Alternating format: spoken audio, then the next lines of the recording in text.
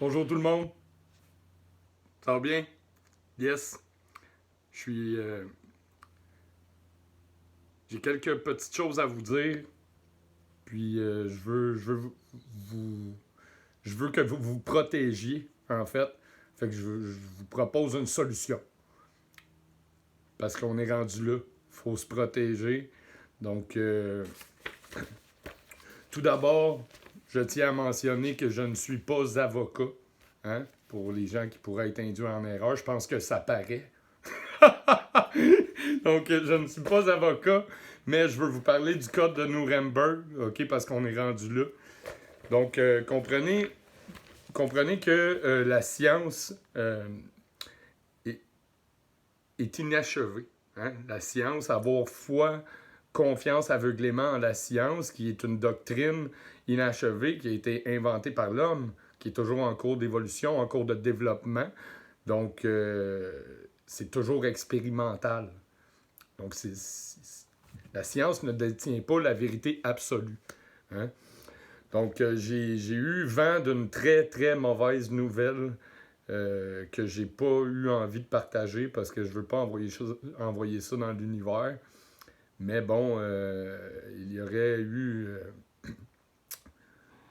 il y aurait un meeting entre le premier ministre et les ministres de chaque province.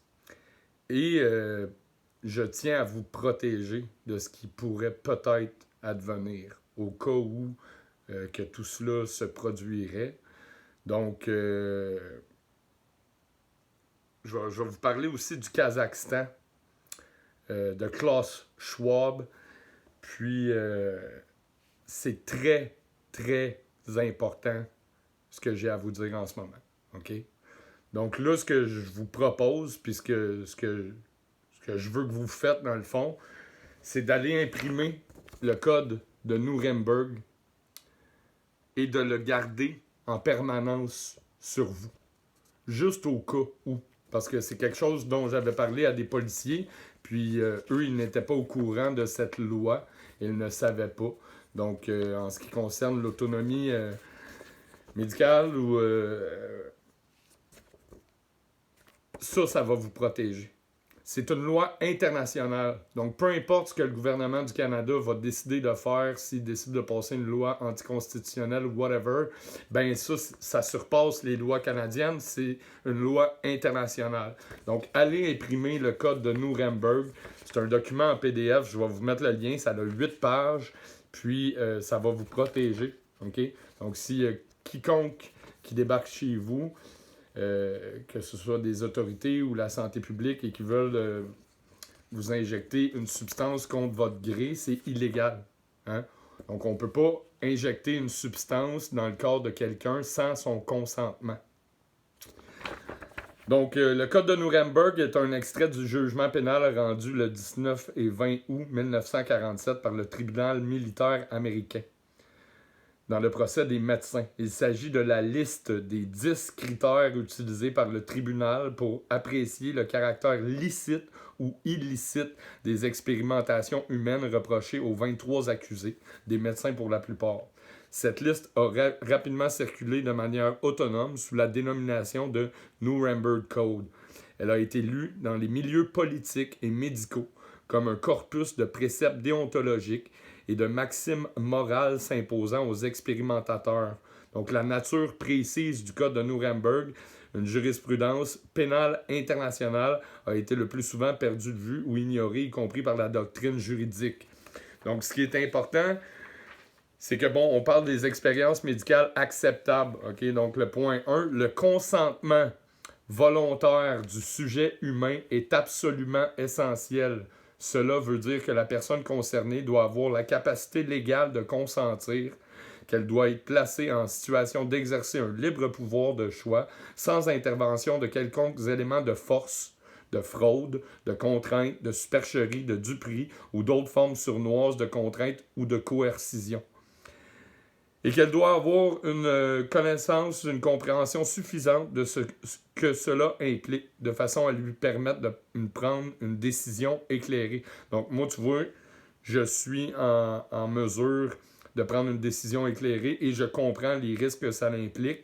Et en ce moment, tous les tribunaux, tous les gouvernements sont en train d'enfreindre la loi, le code de Nuremberg, parce que, bon, on parle de duperie, par la force, par des contraintes ou quelconque autre forme de supercherie, par exemple les médias de masse qui font de la propagande à côté. Donc, ce dernier point demande que, avant la nature, la durée et le but de l'expérience, les méthodes et les moyens par lesquels elle sera conduite, tous les désagréments et risques qui peuvent être raisonnablement envisagés et les conséquences pour sa santé ou sa personne qui pourraient possiblement advenir du fait que sa participation à l'expérience, l'obligation et la responsabilité d'apprécier la qualité du consentement incombe à chaque personne qui prend l'initiative de dirige ou travaille à l'expérience. Il s'agit d'une obligation et d'une responsabilité personnelle qui ne peuvent pas être déléguées impunément. Donc là, allez lire ce document, c'est juste 8 pages, imprimez-le, gardez-les toujours sur vous. On ne peut pas vous saisir votre personne ou vous injecter une substance sans votre consentement. Tu comprends? C'est illégal. Fait que gardez le code de Nuremberg tout le temps sur vous. C'est la meilleure arme, le meilleur outil que vous avez en ce moment pour vous protéger des autorités ou de la santé publique. Au Kazakhstan, ça brasse en ce moment. Hein? Ça brasse énormément. Je vais vous partager une vidéo où les protestants et les manifestants ils ont mis le feu à leur propre parlement et à la résidence du premier ministre du Kazakhstan. Donc, le premier ministre a ordonné à l'armée « shoot to kill ». Donc, en ce moment, l'armée tue les citoyens, les manifestants à bout portant. Il y a eu 24 décès, 12 policiers qui étaient blessés. Ça est passé sur PBS. Je vais vous partager le vidéo. Donc, on ne veut pas que ça se rende là. On ne veut pas que ça dégénère en guerre civile. Là, tu comprends? On est supposé d'être dans une société civilisée.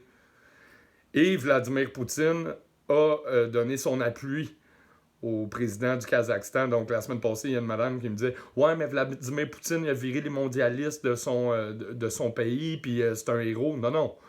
Il a été dire au président du Kazakhstan « Tu sais quoi? On va vous donner un coup de main à faire le ménage. » Fait que quand l'armée russe est débarquée au Kazakhstan, c'est « shoot to kill », puis ils tirent sur les manifestants avec des vraies balles, puis des vrais guns.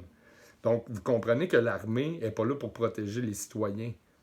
L'armée, quand on déploie l'armée au complet en disant tirer sur les citoyens qui sont contre les mesures qu'on met en place pour protéger un seul homme, là, vous comprenez que l'armée est au service des hommes riches, des hauts fonctionnaires de ce monde, puis qu'ils ne sont pas là pour protéger les citoyens. Fait qu'allez imprimer le code de Nuremberg, OK, pour être sûr d'avoir en votre possession des arguments assez solides pour contrer n'importe qui pourrait essayer de venir saisir votre personne. C'est important, là.